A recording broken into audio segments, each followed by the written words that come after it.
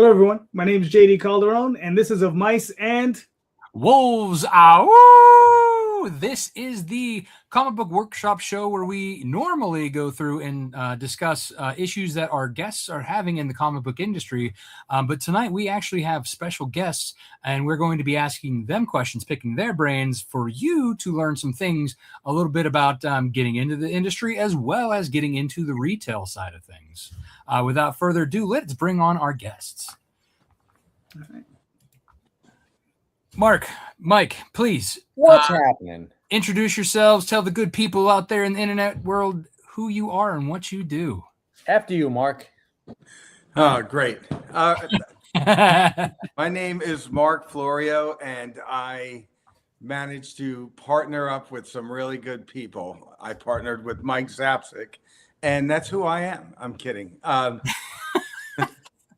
am the creator of Bone Frog Comics, first Navy SEAL created comic book company, lifelong educator after the military, and writer and artist, and the co-creator of the Iron Golem.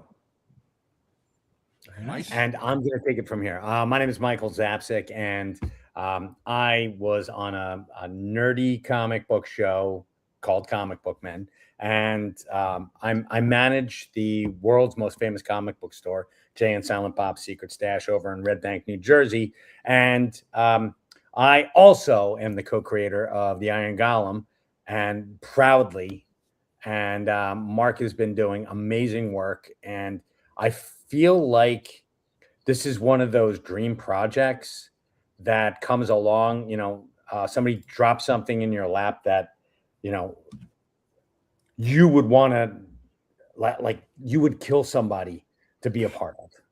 And that's exactly what happened. I was like, whoa, this is awesome. So yeah, Mark, if you don't mind, I'm going to actually, why don't you tell the folks out there exactly what happened, how this came to be. Okay, but we can't talk about the guy that we killed. Well, the other co-creator that Mike took out. You promised, To be Mike. fair, it was more self-defense than anything else, or self-interest. I get those two confused. So well, if we don't see Ming at the next Comic-Con, we know who it was.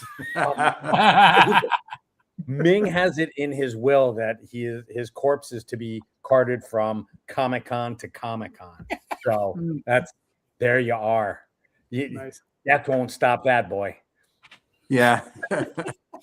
So I was at a weekend, 8 months out of the year, about 6 months out of the year. There is training for pre-service officers who have qualified to go to SEAL training. So I went up there, and my good friend knows that I was big on comic books. It's actually funny. I have the Punisher skull right there. So I actually got this in SEAL training, and the instructors thought I went and got a gang tattoo in Tijuana on the weekend. I remember this conversation. You and I had a drink about this in Florida. Yeah. So I come back. We're in first phase training, which is where 6 weeks where they try to beat you down and get rid of about 70% of the people that show up and have a dream to be a frogman. But they're like, drop down. What is that? A gang tattoo? I'm like, who ya, instructor? No, it's the Punisher. What's the Punisher? I'm like, he punishes bad guys. Like, get on your feet. And that was the end of it, but nobody really ever heard of it. And if the stories I've read, I've tried to peel back layers, are true, it actually came out of the military and possibly the SEAL teams and possibly Jocko Willink, who was my roommate in the first phase of SEAL training. So I really want to ask that question one day, the almost famous question. But I was at this weekend training session where we try to get these gentlemen ready for what they can expect. And my friend's telling one of the people there that I'm big into comics. I draw, and they're like, oh, well, you should try to come up with a character. And they threw a couple crazy ideas at me. I'm like, well, the only way that character can exist, the way you presented them in the past to today, as if they were a golem. Now, we all know they could exist 90 different ways, but that's what struck me. I thought, how could this character be from this historical past and somehow today resonate today? So I came up with this idea of this golem, but an unfinished man and an unfinished soul. So I went home, I started writing out this pitch, and I walked into the stash and I said, Mike, I got this idea. I wrote out a full plot on it too. And I said, I'd really like to know if you'd like to partner with me on this and let me know what you think. And he said, all right, but I got to be honest with you. I'm going to read it and I'm going to be brutally honest. I'm going to give you my real opinion on this. I said, that's what I want. I've never asked anybody to sugarcoat, make me feel better. It doesn't make you better, like figure out what you're doing wrong and try to improve it.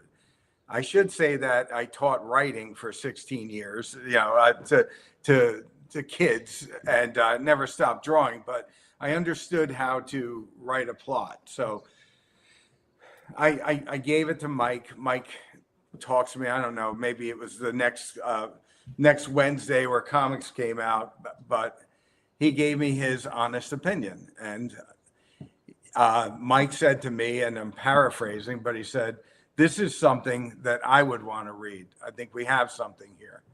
And I'll let Mike take it from there. And I'm going to preface that by saying, when I'm telling somebody that they're brutally honest, that means I like them. It's Mark, you've been a good friend, but you've also been a really good customer. So when someone, and I get this all the time, people come up and like, I have a pitch for you.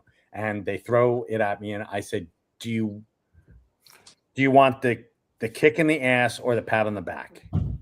That's what we got here. And usually, it's most people want the pat on the back because their plot never goes anywhere. They take it and they sit on it, and they never do anything with it because everybody's got a story to tell, right? Mm-hmm. But most people don't tell it. So Mark came to me, and I said, Mark, in the thinking about this, if I want to be a part of this, I'm going to be brutally honest with you. And there was very, very few flaws in the plot. There were no holes that I could see, but there were chances for us to make it bigger. And that's the thing that really excited me, because Mark had a universe for us to play with. And the really cool thing is we actually have, Mark, how many years have we got like planned out, like the next 10? Yeah. I mean, we could seriously, we could probably have 5 years of planning in plotting and character descriptions and everything else. Now, we have 5 to 10 years of like actually storytelling, like, or is this like it's storytelling just of the Iron Golem, Rob, just of the Iron Golem, but there's an additional 5 or 10 years like for the ancillary characters and stuff that we haven't even brought into the universe yet. Well, it's always good to start with, because that's something like for me, like I built my world that like kind of encased my characters to make sure that they had limits and boundaries to live within. And so that's, I think, a lot of things that people out there, when you're working on your stories and when you're scripting and plotting, having those limits and boundaries are very good things to have, just be able to, because if you're like, most cases, like when you got Superman, right? They're like, oh, well, Superman can do this, Superman can do that, whatever. It's like almost he's unlimited power until they give him those boundaries, like, with the yellow sun. If he goes away from the yellow sun, kryptonite, they actually gave him those things to kind of make it a little more interesting, or else he would just be this overpowered character that would just be boring. So that's good that you guys already had that kind of established and when you were moving forward. And to your point, Rob, I think it's a great lesson, because Superman, he wasn't the earth mover that he is now. Mm-hmm. He could only lift a car. He could only jump, an eighth of a mile. And, these are I mean, hell, who wouldn't want those powers? I mean, I think that's, that's cool as all get out. But now I think he can be like Meadowlark Lemon and spin the earth on his index finger. Yeah, and he's as fast, if not faster, than the Flash, and all these. Yeah, all these things that they've done, and they did the same thing with Wolverine too.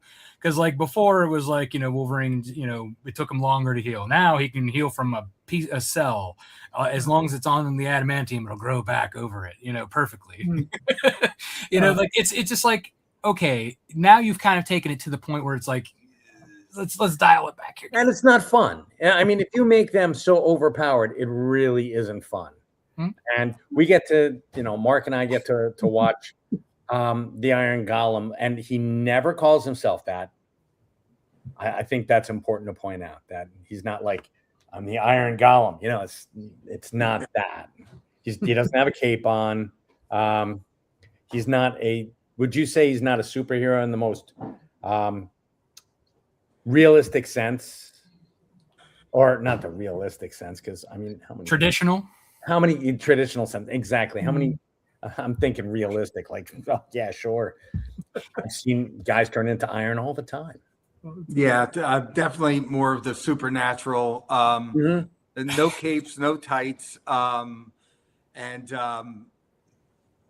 he like Mike said, he never creates a name for himself. He is who he is, and other people, like the newspaper in 1877 in issue 2 opens up with the Wraith of the Railways, written by S. Lieber, news reporter, Stanley Lieber, but never.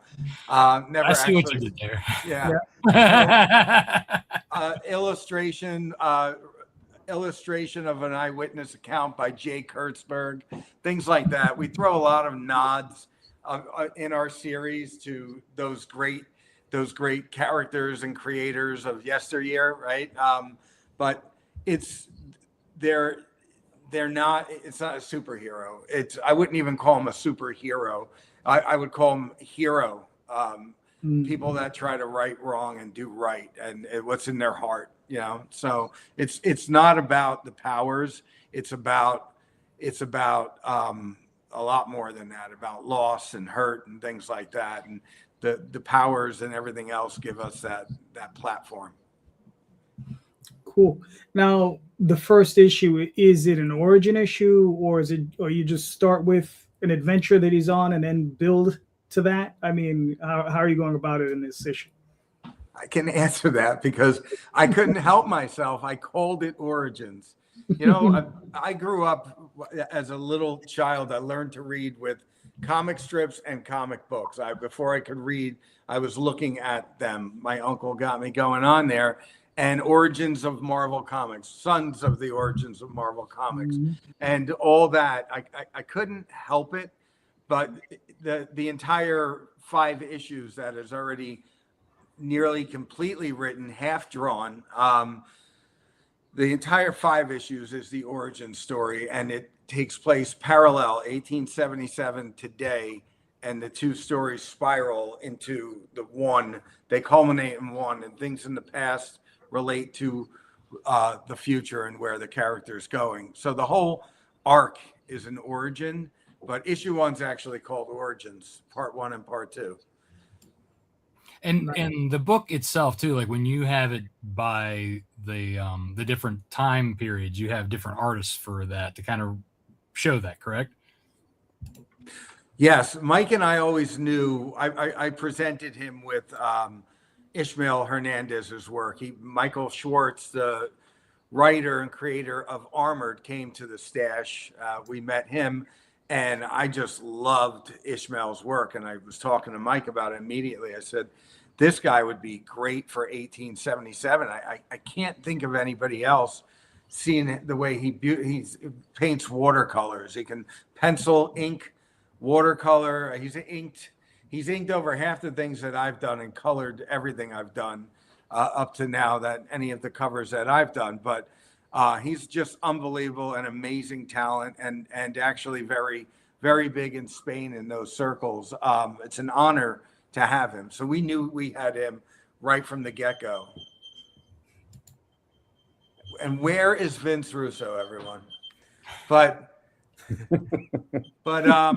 Mike and I spent the last year and a half on a search to find the right artist to depict the modern day. So we bounced a lot of ideas off us, and we ended up with Simone Pace, Italian artist, who I think captured the colors. We wanted dark in the past. We wanted darkness based on what's going on with our characters, and we wanted light in the present day, this bright, optimistic color palette. So we talked about those color palettes as part of our story, and we found the right guy. Yeah, what he said. So they're two separate artists. You have one representing, I guess, modern time, and one. That's cool. And they both walked into the store. You had one of them walk into the store. Well, both of them are European. The writer for Armored, that was Armored, okay. Yeah. Ishmael Hernandez is the award-nominated artist on Armored, and I talked to Mike about using him in between issues, and here he is working on issue 6, standalone issue, on a script partially written by Mike Schwartz. Collaboration there, bringing them back together. Now that brings up a good point and question, I think, for our audience to kind of like hear your thoughts on that. Like, so obviously, like Mark, you being first being a fan, and then an artist and writer, and then coming into the stash as a customer. So you were a regular, I'm assuming. Obviously, Mike said that you're a good customer. So, like, having the confidence to reach out to somebody who already has like a name for themselves, like whether it's Mike being already has TV fame, and also or in Hernandez being a well-known artist, like what's kind of like something that kind of got you able to like go out and reach out to them and say, hey, I think I really have something here. Like, what boosts your confidence that? Because there's a lot of people out there, especially creators, are very introverted and very afraid to like approach anybody, let alone somebody of like, a little bit of stature, like, so what was that kind of like for you to be able to like psych yourself up for that? Okay. Just being an extroverted sort of person. It's not hard for me to talk to people, although I do feel awkward at times, like, oh, these people are going to think I'm an idiot, or what's he really want? But how do you get around that feeling? Because a lot of us feel that way. I think that touches base with, you often hear just the worst thing somebody can say is no, right? But it's still hard to build up that confidence. My stepson went 2 years ago, a little more. I kind of angled him towards going into the Army Reserves after pandemic. High school shut down, and graduates a year, after they finally got to come back in. He didn't have a really strong motivation on what he wanted to do. He went to college for a year, wasn't really enjoying it. And he came down to a SEAL reunion with my wife and I, and loved it, loved the camaraderie. So I kind of angle him into go reserve. It's safe. You can go to school. It'll teach you discipline. So he goes through training, comes out of training, goes through all his advanced level courses to do what his job is in the Army, because he scored really well. And sure enough, he gets deployed to Syria for 6 months. Right. So I'm when I went in, I could care less. Forget the body. It really didn't matter. When you're young, you don't care. But when your child's in the military, you think about, oh my God, what did I do? So I was sitting up. It was the night before the Garden State Comic Fest. And I did this. I was going to go to a comic show, and he likes comics too. So I did this Deadpool coming out of the water in an homage to Wolverine coming out of water and John Byrne's famous run where he said, okay, suckers, you took your best shot. Now it's my turn. So I literally looked at John Byrne's drawing. I did Deadpool coming out of the water, and I brought it around the comic show. I did it on an anime style comic board, not the 11 by 17. Mm-hmm. And I walked around the show, and I asked every creator, Walt Simonson, you name it. Everybody was there, and they always have a big big group of talent that show up, and everybody signed it. There's probably 50, 60 signatures on there. And while I was going around, people are going, "Who did that work? That's really good." I said, "That's me, but can you sign this? Can you sign it?" And they did. Everybody signed it. Not a single person charged me. And that was great. It's his. It was a gift. But I thought to myself, I've always wanted to do this. People like what I did. Why don't I take a shot? And from there, it was like 2 months later when that idea, somebody threw a pitch, asked me to pitch something. And I walked in. Mike, I had known for years before that. And everybody's rub on Mike is that Mike's a great guy. Anybody that meets him or you talk to, I'll do anything for Mike Zapcic. He's a great guy. So I already knew that because they brought me in when they were switching the store over, and I got to see them building the new one and stuff. So it was always kind to me. I never took advantage of that. And it was just laid back. And I walked in and I just asked him. I knew through my developed relationship with him that he would give me honest feedback. Nice. Yeah. And from there, Mike didn't lose a customer, which is even more important. Yeah. So, He wouldn't have. What? From there, Mike sent me on a path to meet different people at New York Comic Con and beyond. And from there, I developed relationships. So just basically going around and getting that confidence from your art that they were telling you how good it was is something that like helped boost your confidence, which is great. Like that's something I think a lot of people don't think about is, when you're going around and, show what your strength is, right? The worst, like you said, the worst case they could say is no, or it's a learning, especially if they give you some constructive criticism, don't take that as you're doing bad. Learn from that. Right. Yeah. Yeah. Michael, I was wondering, like, since you work in the shop and you've done the show, how many, all right, so obviously Mark came to you, gave you this pitch. How many times a year do you get this sort of thing happening to you? Because I can imagine it happens more often than not. So, I'm just really curious. It happens a lot. People, a lot of people want to get their comics into the secret stash and I have limited space. Mm-hmm. And, back in the old store, we used to have it was just a box of independent creators and you would have to, keep up with your stuff. Mm-hmm. And nowadays, unfortunately, I don't have the room to do that. And to be honest with you, it kind of makes it less special to have your book in the stash if, it looks like it was printed at Kinko's. Right.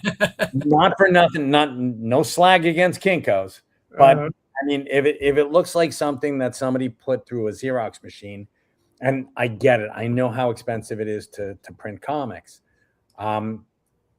but it should be comic store worthy, Mark came to me. Mark wanted my help in like making a comic that he and I would read. We lifelong comic book nerd. I mean, I've been reading comic books since, when we called them cave paintings. That's, that's how far back I go. Mm-hmm. But if it's not something that I would want to read, I didn't want Mark and I to put it out there. And I think if you're not second guessing yourself, you're doing something wrong. Mm-hmm. I feel like the opposite of the Dunning-Kruger effect, those people who have very limited knowledge about what they're doing, but they go in with like full confidence. Yes. And I look at those people, I'm like, God bless you, because you will not go far in this life, but damn, you're going to be amusing to watch. But me, when we do something like our first issue is, it's pretty damn straightforward. It's got a lot of nods. It's got so many Easter eggs, and just stuff that we love to see back in the day. And Mark and I are talking about after our first 5 issues, we're going to put out an 80-page giant, which I just love the idea of an 80 page giant, you know, having like 10 8-page stories in there, or 8 10-page stories, you know, however we feel like mixing it up. That's cool. So, I mean, when it comes down to this character, I mean, obviously you have various stories already worked out. Like you got the first 5 issues worked out. You know, these arcs, are you looking at 5-issue arcs, 4-issue arcs? Are you know, like compressed? Are you guys just going for it? You're like, screw it. If it's 15-issue arc, is it 15-issue arc? Like what are your guidelines as creators? Because I mean, you know, as an independent publisher myself, you know, I try to keep within a type of structure, right? Usually 4 to 5 issues, maybe 6, and you know, trade, and then you know, you move on to the next one. What are you guys looking at? I personally like the idea of 4 to 5 issue arcs. I don't want to end the Iron Golem at issue 5. Well, we're already 6 is not the same arc. It actually launches. It's an in between, but I don't want to end it. I'd like the number to keep going up, but to have those arcs. And after the 5 issues, the 2 stories split. The past 1877, it's not just resting in that time frame, and that's where the story starts. But for reasons that we really can't, we don't want to ruin anything right now.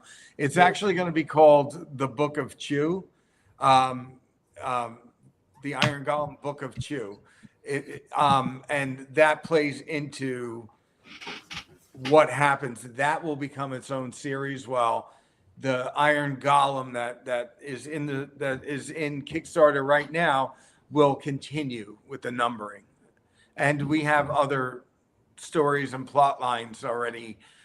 Will Robson already turned in a script. Him and his brother Alex Robson turned in a script for another character that will start and take place after that 6th issue.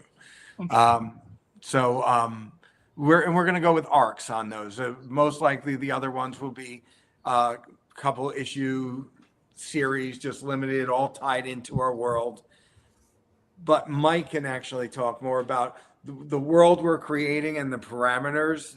Other people have the opportunity to play in that sandbox, and I'll let Mike talk about that as well. That's something Mark and I had, you know, thought about when we created this universe. You know, what are we going to do? How are we going to be, you know, different from everybody else? And it's come and play, come hang out in our universe and make it better. You know,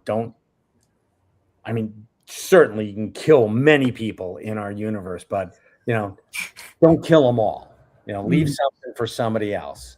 And I have stuff that I was working on back,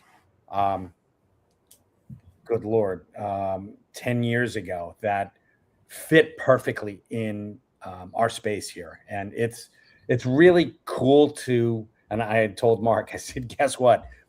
You know, such and such is going to be joining our universe. And he's like, who the hell's that? And I explained it to him. He's like, damn, that's cool. And it is. It's one of those things where we can do so much and, you know, invite people to come along for the ride. Very nice. Cool. So going back to like what you were saying about like with indie creators having a book that looked professional and is retail space worthy, what other advice would you give an indie creator to get into the stash besides like obviously finding somebody and getting in like through Lunar, kind of like how most people kind of have to do it now, like getting into the previews, with Diamond's kind of implosion, that's made it a lot harder for the indies to kind of get in there. So like what's your best advice that you would give an indie creator out there who still wants to kind of get into that, but like can't right now get in through like Lunar because of, you know, the stipulations these days? Right. You could go the Kickstarter route, which is, you know, obviously what Mark and I did. Self-publishing is, I know a lot of guys who, you know, they sell out of the trunk of their cars. Going to small going to small comic book shows. I mean, that's a perfect way to do it. Set up next to a guy who's, selling his grandfather's golden age comic book collection, and just start, making contacts with other comic book shops. And it's comic books. We judge books by their cover. We just do. We have to, because this isn't the 70s and 80s anymore, where comics are like 30, 35 cents. Comics are $5 a pop, and you got to make it worth people's while to buy it. And like I said, if it looks slick, I mean, if it looks slick and it reads well, I mean, it's a shoo-in.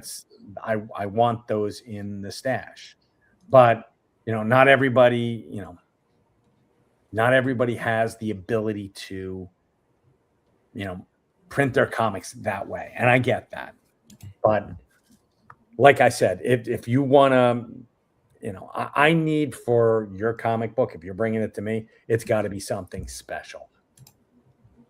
So make it special. I mean, and I think that's like a lot of us, like we think our babies are the best, right? Which, I think that's kind of like how it is with every creator. Some people don't like to hear, like you said, they want the pat on the back, right? But I think like if a lot of creators were a little bit more open to that constructive criticism, or even goes into it thinking this is what's hitting the shelves regularly. Why is that hitting? One, like you said, because of the covers typically is the first thing they say. But you also don't want to have this great cover and then somebody pick up the book and the inside look like garbage, right? You want to have the layouts be well, the lettering, everything makes a book. So true. Can I go back in time? I used to love to read The Invaders. I mean, that was a 1970s Marvel book, and it was a period piece. It was World War II, and you had Captain America, the Human Torch, and the Submariner as a super team, and they're fighting Nazis and Nazi super villains. And in the one thing that they never really thought about was, aren't they, Nazis are bad guys, no doubt about it. Right. But in their eyes, in their minds, the Nazis they're like, we're in the right here. And they're Master Man and Warrior Woman. They're our superheroes. So it's like, damn, if you look at it that way, they shouldn't be losing as often as they are. They always got their asses whooped. But to your point, they had great Kirby covers. Fantastic. You're looking at the covers, you're like, oh my God, Jack Kirby. If he did the art in here, I am in for such a treat. And you opened it up and it was Frank Robbins. Frank Robbins never gave anybody pupils. And Frank Robbins had everybody had weird, when they ran, they had like too many joints. Like I think that guy's got like 4 knees. That ain't right. So, I mean, it ruined it ruined the flow for me, even though it was Roy Thomas writing these great stories, but you're like, oh man, Frank Robbins is really taking me out of the story. And then they brought in Alan Cooperberg, but it was way too late. I mean, Frank Robbins had already tanked the whole thing. I think that also brings up another point, is that like you could have a great story, but if the art detracts from it, it takes you out of the story, right? And vice versa. Like you could have the best art ever. You could have Jim Lee, making one of the, the best books he's ever done. But if the story's garbage, who wants to come back and, just because you can't like open those up and put them on a wall, right? So at that point, it's like your run is just okay. Yes, that's why. And this is why I love Mark and my dynamic is we're like co-plotting this. And if I say something that is totally ridiculous and going to come out stupid on the page, Mark's going to tell me. Mark's going to be like, we can't do that. No way. No, we can't do that. So, and then we talk it out and we figure out a workaround. So I get my way. No. That's how that works. Nice. Yeah. But yeah, you're absolutely right. Because if you're going to do that, you might as well just collect posters instead of comic books. Yeah. I mean, and that's the one thing, like there's always this debate going around Facebook and all the comic indie community groups about like, people like say, oh, the writer and the cover artist and the artist are the most important, and everybody forgets about the letterer and this and that. Yeah. And to an extent, like I kind of see that a little bit, but a book is the entire team. You can't have a good book without the entire team, because if your lettering's bad, it doesn't matter how good the story is. It doesn't matter how good the art is. If your lettering is bad, the whole thing just falls apart. It'll ruin the whole book. Exactly. So for you letterers out there, and I'm one of you, you are important. Don't let anybody else ever think about it, tell you otherwise, and don't think that yourself. You are amazing. It's a collaborative effort. That's absolutely true. And you know what? Don't let me slagging on poor Frank Robbins. May God rest his soul. And art is so subjective. There were people who I'm sure loved Frank Robbins's work, and otherwise he wouldn't have been in the business. I mean, and wouldn't have gotten to do Batman, for goodness sakes. So, I mean, I was just one of those guys who, it's like the cilantro thing, right? Some people think it tastes like soap. Other people love cilantro. Yeah, that's my wife loves cilantro. I hate it. Frank Robbins is, he tastes like soap. Nice. There you go. That's the name of the episode. There you go. Frank Robbins tastes like soap. What I love that. No, you may use that, boys. It's all yours. That's cool. It's all yours.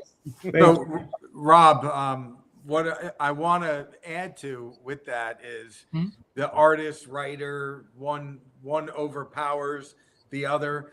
You would probably want the art to elevate really good writing.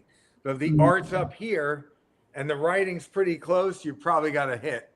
I mean, you definitely want to be able to have, like, you want the story then, like, to be told, like, especially if it's like one of those pieces where like there's not a lot of dialogue, but there's a lot of action.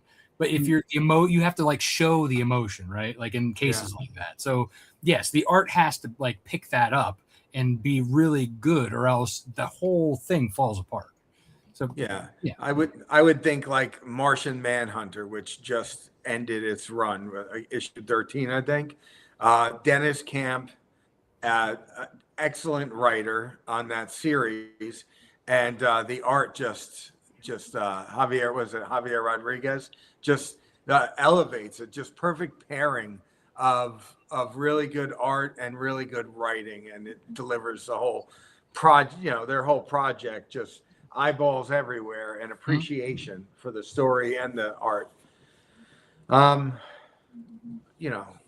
terms of the writing, you could sell a lot of books based on that cover.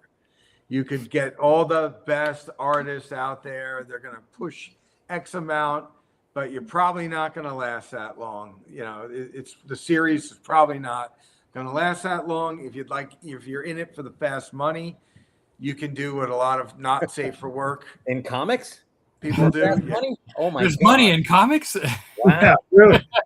Yeah, but it's not going to last, right? It won't be lasting. You're not building anything. You want people to come back. The cover's going to draw them in, but you want them to come back for that story because it's compelling and the art is pleasing. Those are, I think, two most important things. Yeah. And you want to feel the love. You really do. You want to feel that. You know what? When creators are passionate about their projects, you can't help but get sucked in. It's just one of those universals. If a story's good, it doesn't even have to be. I mean, look at Hemingway. Hemingway was sparse. I mean, the man used in The Old Man and the Sea. I think he used like 230 words, total in different, variations, but he only used 230 vocabulary words. So it's like, oh my God, just I don't know if that was like something that he thought about doing, or he gave himself a limit. I can only use this many, and if I go over, I'm going to drink myself to death. Man, if he had to do a haiku, I don't know what would happen. Oh dear Lord! All right, gentlemen, I'm gonna pull up your campaign, so we'll take a look at what we've been talking about. So there we go. Do you guys want me to play this video? If you do, I'm just gonna go to the bathroom. So. Is it like 10 minutes long? How long is it? No, it's short. It's actually funny. It is really short, but go to town. Go to town. We should have done outtakes, him and I. Hi, everybody. My name is Michael Zapcic. I'm from AMC's Comic Book Men and the manager of Jay and Silent Bob's Secret Stash. And I'd like to introduce you to a friend of mine, Mark Florio. He's the writer and co-creator of The Iron Golem. Yeah, and we'd like to tell you all about our new series on Kickstarter and introduce you to this amazing world. This story is born from an act of violence set in the past where a man seeks a path of righteous vengeance. An unfinished man and an unfinished soul is born. What Mark and I have created is a generational saga passed down through 3 different generations and the lineage of one family where it's not just about blood. It's not just about savagery, and it's not just about vengeance. It's also about hope and the continuation of familial lines. So you might be asking, why are Mark and I bringing this to Kickstarter? Well, let me tell you a little something. Comic books are expensive to produce, and all of your contributions go back into making more pages for you to read. And we would love for you to be a part. All of your contributions will be going back into the comic books. Not only are you giving contributions, you're getting rewards. This is not a donation. With those rewards, you will find exclusive books only found on Kickstarter. We have tons of things that you can look at, only available exclusively to this campaign. And if you can't contribute, sharing this project on social media to your friends, to your family, you can take a flyer and stick it on the nearest store that you know, get everyone involved. That will be greatly appreciated for us. We need your support, and we're looking forward to it. Help us spread the gospel of the Iron Golem. And join the Iron Legion. You can definitely tell that Mark is Italian like me, because with his arms are going the same. Well, you gotta talk. He's a passionate man. You gotta talk about that. Hey. Which is really funny because golems are traditionally Jewish, not Italian. Mm-hmm. I'm married to an Italian, so I get to call them an Italian. Well, that's all right. I'm married to a Jew, so. Well, we're good. We've got all our bases covered, Rob. We're all good. Nice. So during the process of when you're doing this, are you going full script? Or are you doing Marvel style? What type of process are you guys using? Well, absolutely. I went full script on it. Direction, because I minored in art in college. I have my beliefs and thoughts in the story. However, when we first started writing it, we didn't know who we'd have working on it. I did want Ishmael Hernandez on there, and once he came aboard, I started writing for Ishmael's strengths. But I wrote full scripts on there. Issue 5, Ishmael, I gave to Ishmael as almost a hybrid of a Marvel style script and a partially completed script. And Ishmael actually collaborated with us on finishing that script because he had some amazing ideas he wanted to add into it. And that's amazing when the artist gets vested in the the actual project, right? It's hard, when they're just in it for the paycheck, but when they actually feel it and love it, you can see it in the art and how it comes back and makes everything look great. Oh yeah. Yeah. So I still write traditional scripts. I just turned in a script for an Orange Cone little project going on, and I gave it to the artist with a full script, but I knowing the artist's style, I actually encouraged him to let me know what you think, any different directions you want to see on that. Let's do it. I have no problem with it. We'll make it work. He was on board with the whole overall plot to begin with. So I have no problem, no humility in taking their suggestions and making a story better, right? The script is a love letter to the artist to tell the story we want to tell. Very nice. And then I saw some scenes in there where guys were looking at layouts, like thumbnails. How did that work out for you? Did your artist thumbnail those out, or did you guys thumbnails to the thumbnails, or did your artist do those? Well, Ishmael he thumbnails everything out. He just turned in to Mike and I the issue 6 thumbnails a day or 2 days ago, Mike. And asked me to take a look and make sure everything was on the right track for it. So Ishmael does thumbnails for everything. He'll thumbnail it, and he does traditional. His thumbnails are, I believe, digital. And then once he does that, he goes right down to the Bristol board and pencils, inks, and then colors it. He's amazing. He's never done anything that is less than knocking it out of the park. Mm-hmm. Nice. Do you know if he's light boxing off of his thumbnails, like blowing them up? So it's a trick that some of the older artists use. Yeah, I'm actually, if you could see my laptop, I elevated. I got a light box below it. So I don't know with Ishmael. I would imagine he light boxed it because he's taken art that I've given him and that I've drawn, and it seems like he's light boxing it with that. Gotcha. So no, that's really cool. And then, so Rob was talking about lettering earlier. With your letterer, like, how many passes are you doing on that? Like, how many times are you like feeding that one around the room? Because I've seen, people go through 10, 15 passes and you still find a typo. You know what I mean? So, I mean, how's that going for you guys? Like, what type of process are you putting yourself through? Well, Mike and I just actually got the final lettering pass. I think that's our third final lettering pass. And I, you don't notice, you look at it, and Metal Ninja Studios is producing the book with us, and I go through it. But the problem is, what was why you need an editor, you need a different pair of eyes on it to catch the things. If you've seen the same thing over and over, but then I go through it and I go, ooh, that looks bigger and bolder than it did before. The lettering seems to fit the panel a little better. So there's great value in it. I would say they're probably on third or fourth official lettering pass.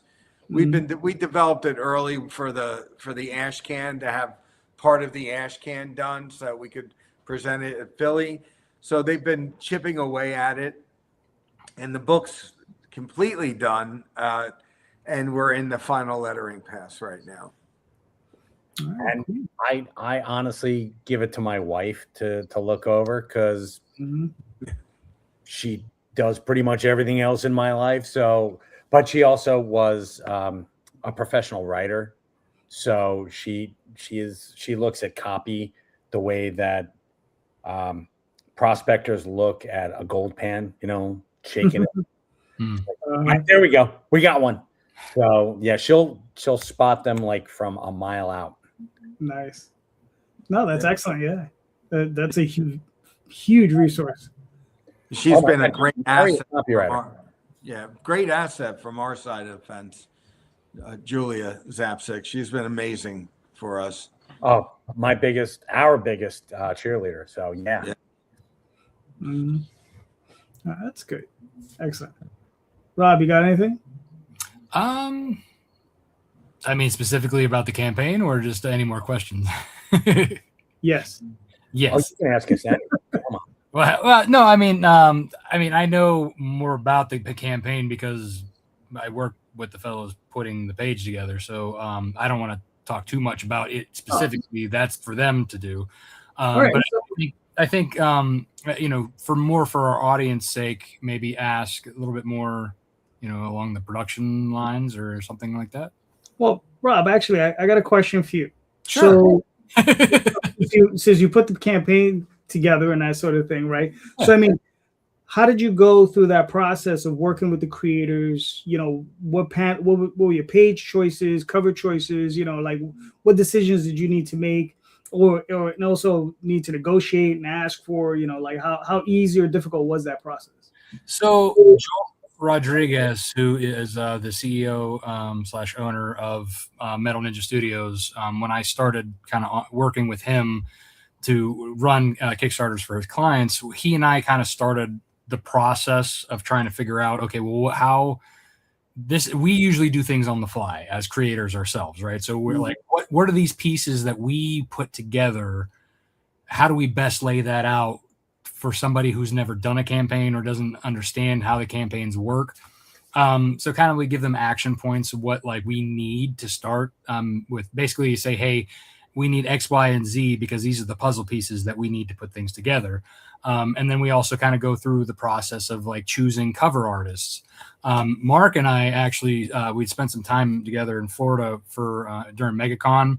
He and I talked about cover artists and about who to use, who best to use, who best not to use, walking artist alley, trying to find, great artists, trying to make some connections with them. And then, as well as like, Mark knows Gerald very well. And, Joseph Schmolke also has a working relationship with the studio. So like those were like no brainers. And then obviously with Mark having a relationship with Will Robson and, then the two artists on the book, it was kind of like no brainers once those were all picked out and who to use. But then we also kind of had to, okay, once these covers were done, we had to go through the process of picking, okay, well, which one is the high reward, which one's the, limited editions, this and that.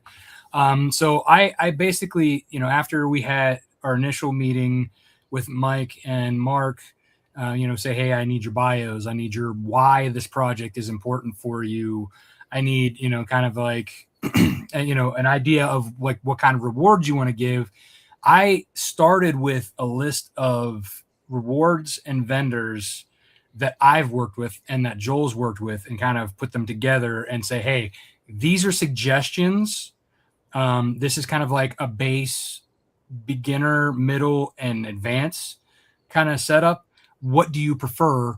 And then we also kind of talked through, Mike and I had a conversation, Mark and I had a conversation about whether we should do the ladder, which is basically each limited edition goes up in price, or if they go into buckets, which is, I think, what we chose here, going into the buckets where you have like, okay, one covers the standard retail. That's going to be the mass produced one that goes out to stores, as well as like, then you have like the middle bucket, which is like, they're limited, but they're not like the, be all end all limited tiers, which ends up, that's another bucket, is then you have like the even more limited edition. So just kind of deciding how like the project is laid out is something, a process. Cause like I make the rewards and spreadsheets.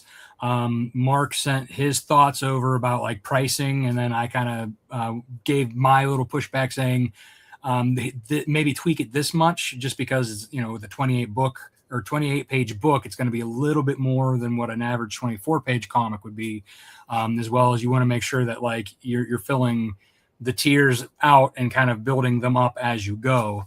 And and then I suggested doing a mystery box and mystery CGCs and stuff like that, like different things to kind of make it, and obviously we have to have a retail tier out there for the retailers because we want to support them as well. We don't want to make them feel like that they're an afterthought. So just kind of going through the list of, the experiences that Joel and I have with our own campaigns, as well as like Joel had worked with other clients prior to. So just kind of going between and saying XYZ, we need this, we suggest this, boom, we have a page. Very nice. Very nice. I like it. Cool. And I don't know if you gentlemen have realized, but Rob likes his spreadsheets. Don't we all? I'm just saying. I was like, spoken to him quite a bit, and he always mentions his damn spreadsheets. Well, I mentioned Trello more than that. Oh, yeah, that's true. That's true. Don't mind me. There's a lot to consider. You're new to Kickstarters. I've been supporting Kickstarters. I'm a super backer on there, and Mike's been supporting Kickstarters for quite a while as well. Mhm. But I know enough to understand how these things are built out, but to do it and just to understand all the different aspects that go into it, like what Rob was just saying, bucket listing, bucket pricing. You want to have your work out there for people, and you don't want to insult them either. Hey Fred, you don't want to miss people being able to get your book because you're trying to shoot for the moon. You want people to have access to it at whatever level they can afford. Like our very intentional video said, even if you can't buy something, share it with people. Get the word out for us. And believe me, Mike and I will be very appreciative of that, and we'll show our appreciation any way we can. But I will not sing. I'm telling you, I'm not singing again. So, yeah. done. But I think people need to something that's very important about this. They need to research how to do these things. There's a lot of gatekeepers out there that don't like to share information. Metal Ninja Studios, and I don't mind talking about. I work with them and I work for them. However, there's a reason why I work with them, because they don't miss anything. The whole concept to the comic, and now there's IP incubation where they're going to look after it. They're going to show you. And for me, I related to, for me, it's mentoring. I'm being mentored because I want to be part of this community. I've had the opportunity to cover for Stake #7, David Byrne. I've done a few other things, pinups and books and things like that, and things that haven't come out yet. But I want to work and do work in this industry. So they've been great mentors for me, and so much so that I could help someone. There are a couple good books out there. I know Matt Garvey actually has a great book on how to run a Kickstarter and how to make a comic book. If you're new to that, I would actually absolutely recommend reading that, because it gives you an understanding of what you don't know and sets you on a path about how to go learn it. You're not going to read the book and know everything, but he's basically telling you the lessons that he had to learn, and you have direction on. I knew when they came to the shop to do a signing, David and Joel, I knew what they did, and Mike and I pitched them on what we wanted, and here we are today. We are running a successful campaign in under a week, under 12 hours, and I believe it has a lot to do with working with the right people to get you there. And absolutely, it's getting our concept out there. So cool. So right now, this is the first issue. Are you guys doing this in conjunction with releasing it in shops, or are you doing like Kickstarters first and then maybe releasing in shops a year later? Like, what's that game plan looking like? If there's any publishers listening, we could use We're going to see how people like it first. And then, I think that we will be shopping it around.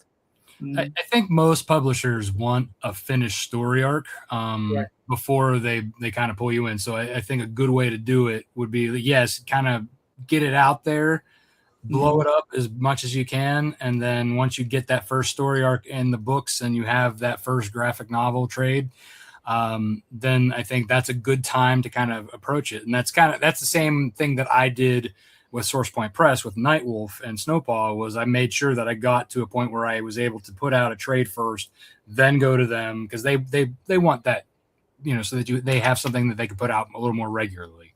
they want to know that you're going to get across the finish line with the story. Yeah.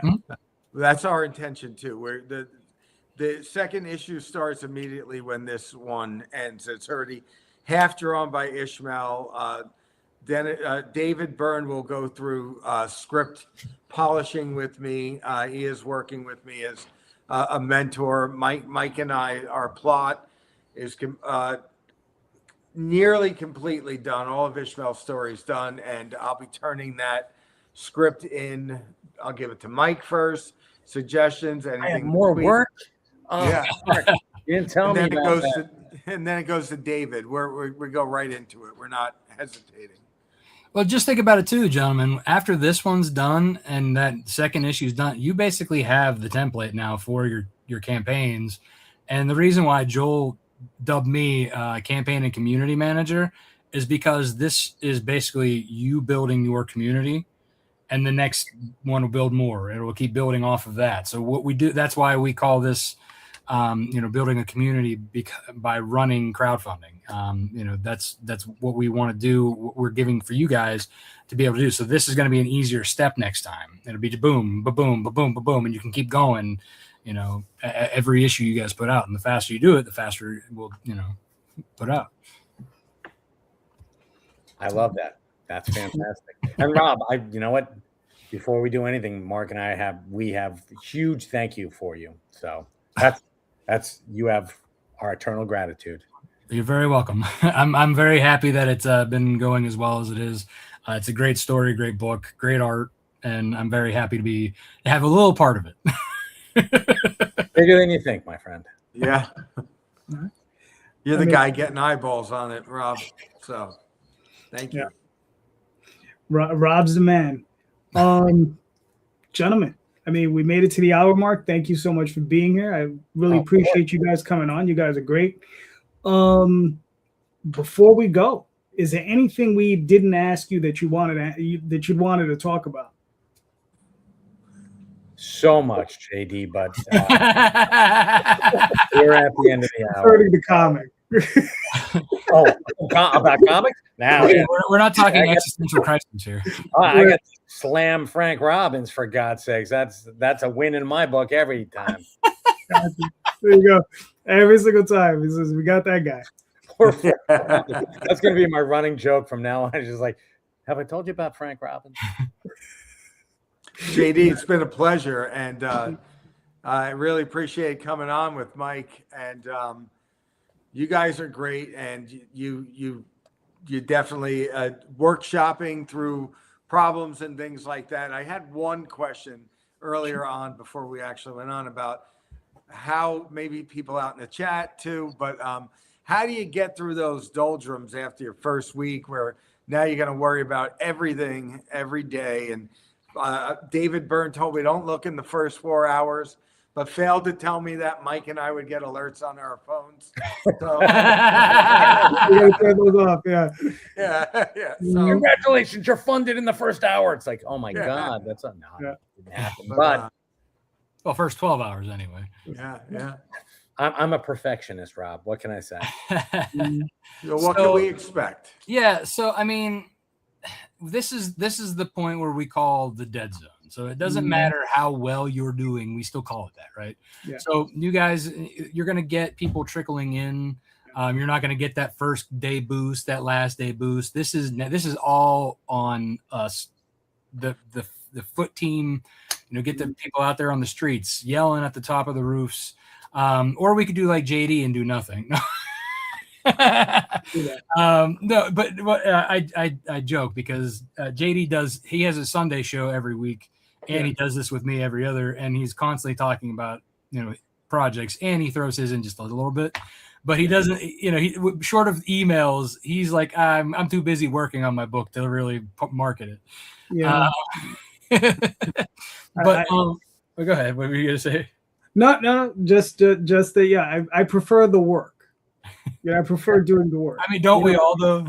Yeah. But it's just like, I'm like, if I put in 10 hours a week in marketing, I'm like, that's 10 hours a week. I could have been lettering. I could have been, doing all that stuff, writing, editing. Very valid. And that's why this dude has so many, like he's actually got so many issues in the hopper, way more than you guys. Like he's got so much art done, everything. He could just keep launching week after week if he wanted to, because he just focuses on getting the work done. Whereas me, I'm the opposite. I'm like, all right, I got a project. I'm going to market it. I'm going to beat it to death. And then I'm like, oh crap, I got to write something. Hold on. That's it. It's the self-promotion that's the toughest thing for me especially. I mean, it's like pat myself on the back. No, we're not gonna. No, it seems self-serving, but yeah, it's self-serving because you want to sell it. So yeah, I mean, all right, think about it this way, and I've told everybody this that has the similar marketing things. Coca-Cola will blow up your TV, your whatever ads there, like how often do you see a Coke ad? Right now, you don't even pay attention to it, but they're everywhere. And we know what Coke is. We know what it tastes like. We know they're there. They're in the grocery store. We know that.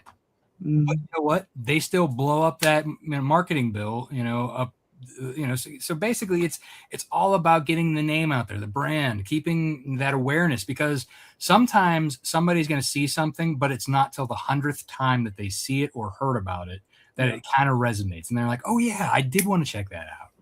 And then even sometimes after the campaign, they still miss it. And then they're like, crap, I got to wait for the next issue. Yeah. So they have late pledges. That's true. But I mean, what's funny is, Rob and I, we've gone over this tons of times. I mean, that center section of the campaign, right? There are a few things you can do. I mean, some people will have like hidden pledges that they'll announce in the middle of a campaign, right? Like, so, I got this special gold foil thing, and they'll put that out in the middle. And they say it's only going to be available for 3 days in the middle of the campaign. So that sometimes will generate stuff. And people do various things like that. I do a full moon. Like my campaigns are always revolving around the moon, because I want, in the middle of the campaign, I want a full moon print that I give my wolf pack as a freebie, as long as they pack by the X date that the moon is that time. Different things like that. There's different tricks, and we can talk more about that too. Like anything you guys might have that you want to pull out of the hat, we can do. What's nice too is that with the bonus rewards that we have set up with the milestones and the stretch goals, is that gives us two different measurements, if you will. Once like a milestone is hit, or once a stretch goal is hit, that gives us something to talk about and to promote as well. Kind of like with the metal covers and the foil covers, and coming out. And you had that 4th of July 250th anniversary piece that you did, for that one, and that I felt did very well as well. So it's just, that's where like the middle is the sweet kind of like area that that's where you really gotta just keep going, and keep, even if it's something you've already posted, if it was like a week ago, repost that. Gone. Yeah. We're working on cross promotional ideas. I actually, my artist Ishmael, not feeling well, he's under the weather. While working on our issue, I pitched him on a cross promo for another great series and a creator that I absolutely love, and I'm not allowed to. So Ishmael's not doing well. So is that Stephen Prince's? I don't know. I think I see a matador. So I did a blue line. I sent it, and I'm gonna pencil. I don't know if I'll ink it or somebody's gonna be coloring it. But yeah. So I just my artist needs a couple days to recover. I just rolled up the sleeves and said, looks like what did Thanos say? I guess I got to do it myself. Look, you're gonna have something done right? Yeah. You don't want my art, trust me. No. So I actually, so we're working, we're talking to people, we're trying to reach out and support other people right now, and because it's a big community, I didn't get here without the community, or given like certain people that got us here, like the proper due. I would have to say like Rob, Joel, David Byrne, like Travis Gibb. these guys have all played a big part in Mike and I getting here today, and Mike's acquaintances along the way. We have a big surprise coming towards the end of the campaign. So, you know, Yes, we've that's got not something we can things, talk about right now. But we so will. you know, it, Done. yeah. So we're living in that community zone right now, and we don't want to do anything wrong, and we just want to try to keep building what we have, what we're excited about, without overdoing it. But I guess what you're saying is you really can't overdo it. No. Oh, You can underdo it, but you can't overdo it. That's for sure. Yeah. Like, and that's why, like, you know, we work with people like Nita Lanning to spread out to her audience, my audience. You know, we're out here talking on here. Get on as many shows in this in between stage as you can. Like, I'm sure JD probably wouldn't mind having you guys on if he has some openings on one of the Sunday shows. Mhm. Again, that's just find the shows that are out there and get on them. Like that's something that like helps because it brings out the book. You can talk about it, and it's something that I tell a lot of people: going to a Comic-Con, you sell books very well if you're able to talk about your book. And Mike, you said it best that like if you can feel the passion, you sold that book, right? Yeah, it's kind of the same thing. Is like when you're getting in front of people in a Comic-Con. You're giving your passion to them and they're like, I want this, right?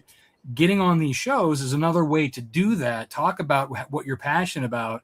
And, if they don't catch it on the live, they'll see it on the replay. But, that's just another way of doing it. Yeah, I'm going to be dusting off live from the Secret Stash. We're going to be doing a special edition. So, yeah, it's going to be fun. Nice. Very nice. And Mark and I are also going to do it helps to be a manager of a comic shop. We're going to be doing a signing on the 19th. It's the 19th of July. Let me just double check that. Make sure you got the art for that, right, Mark? That I sent that over.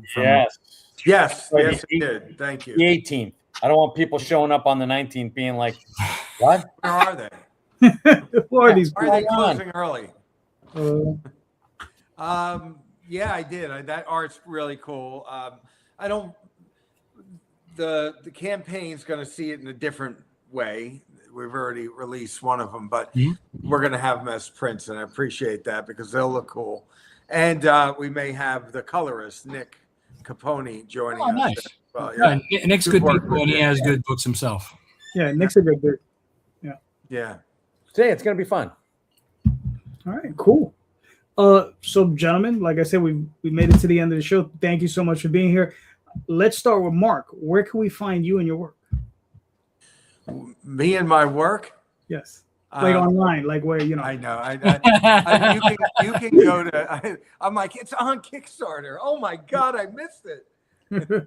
Bonefrogcomics.com, all one word. Bonefrogcomics.com. The site's being built. I'm on, you can, every variation of my name, Mark Florio, 178, I believe is Instagram or Twitter. You can search my name on Instagram, Twitter, Facebook. I'm on Blue Sky, but I don't think Blue Sky likes me. So they've told me I needed to like other things and all. I was like, I don't even understand what's going on right now. But